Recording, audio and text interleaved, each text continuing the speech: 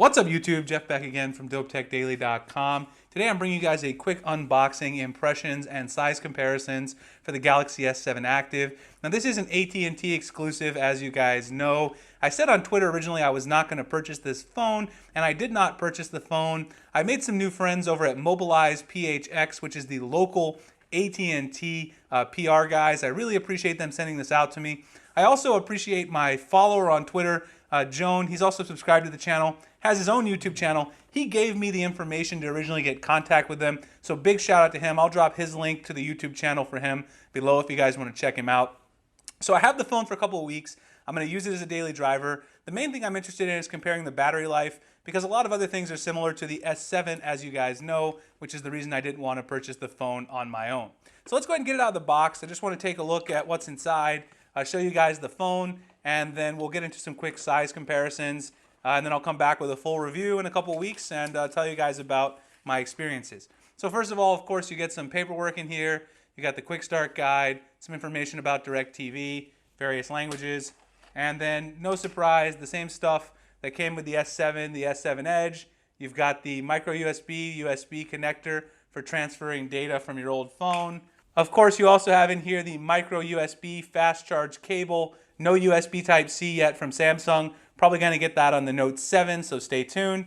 And there's also a SIM tool somewhere in the box. You guys know what a SIM tool looks like. I've unboxed a million phones on this channel, so we won't look at the SIM tool. Who cares about that? All right, so the color that they sent me out of the S7 Active is the green camo. This is the military-looking camo, which actually looks pretty nice. It's a nice rugged look. If you're a hunter or something like that, you might like it. You can see the sides here has the nice green color. It's nice and metal right there on the sides. You've got your volume rocker. You also got the active button. I'll talk more about that in a second. You've got the power button here on the side. Now, of course, since this is the active model, you also have this reinforced sort of, I guess it's more like a rubber around the edges here that reinforce the corners. It's supposed to give you some extra drop protection. So this phone is not glass all the way around.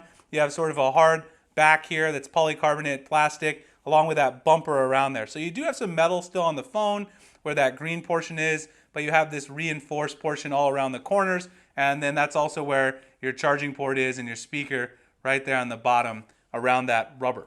So pretty nice look. It's got a black on the front there, and you see here that it still has the fingerprint scanner built in. You also have physical buttons on this particular phone. No more capacitive buttons, so you got physical back button. You got your physical recent apps button.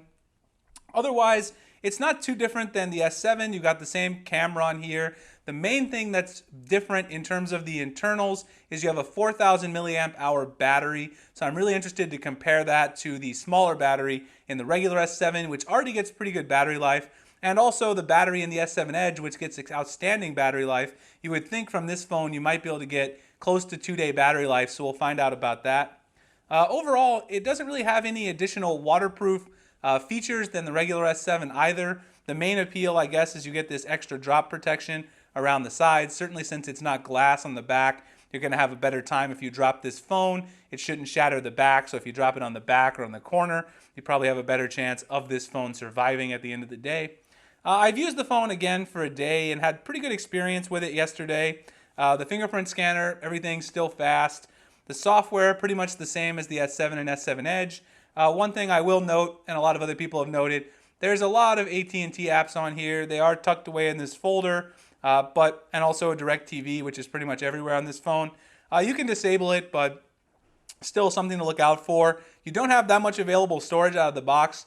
I posted a screenshot over on Twitter yesterday. So let me just take a look here. I posted the screenshot yesterday. You can see that out of the box I had exactly 20 gigabytes available. So that means that you have 12 gigabytes that would be used right out of the box, which is pretty bad. I mean, that's a lot of space that's taken up by the operating system and by a lot of pre-installed apps that you may or may not want. TouchWiz runs about the same sort of performance. I also posted a screenshot over there of the benchmark I did on Antutu. You guys can see the score right there, 126,245.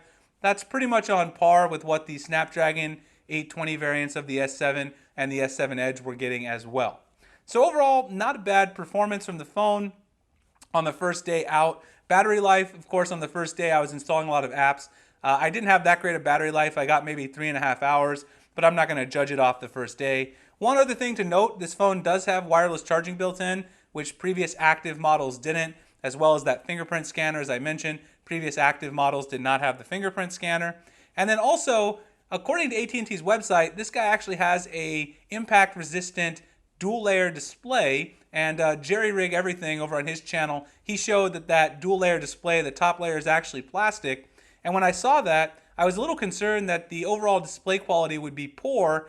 If you guys remember, I did the Casio watch review recently. It also has a dual-layer display, and I saw some degradation of image quality over other smartwatches. But I have not noticed that on the S7 Active. The actual image quality is still beautiful. You get those really, really dark blacks that you expect from the AMOLED panel, and it's overall very, very impressive. I like it quite a bit.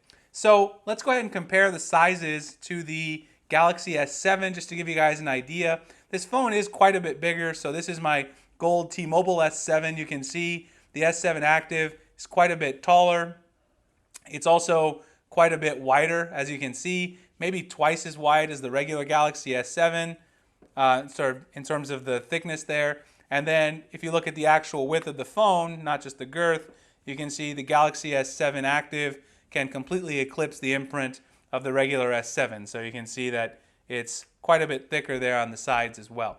So you're getting a beefier, bulkier phone, but you're also getting a better battery at 4,000 milliamp hours. And again, you're getting that extra drop protection. Is that really worth it? We'll see. In the next 2 weeks, I'll sort of make a decision. It may or may not be, of course, depending on your usage traits and how you use your phone. And then I also want to do a quick size comparison to the S7 Edge. A lot of you guys know I picked up the Exynos version of the S7 Edge. This is the white one. I imported it from Amazon. So you can see that the Galaxy S7 Active is actually pretty similar in height to the S7 Edge. The S7 Edge is a little bit taller than the Galaxy S7 Active, but they are about the same width of the phone. And the S7 Active, of course, is still much, much thicker, about twice as thick if you're looking at it from this side profile.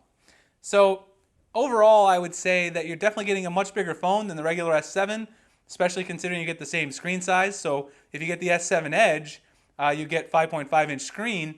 You're, of course, losing the drop protection, but these are very similarly priced. AT&T selling this for $800. You can get an S7 Edge for $800 as well.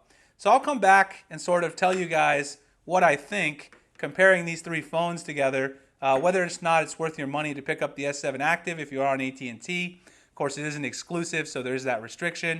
If you guys want to know anything about the S7 Active, drop me a comment below and I'll try to address it in my full review. Otherwise, please like and subscribe if you guys enjoy my content. You can find me on Google+, Twitter, Instagram at the links in the description. Also over on my website, dopetechdaily.com. I appreciate you guys checking out this video, and I'll see you guys in the next one. Thanks a lot for watching.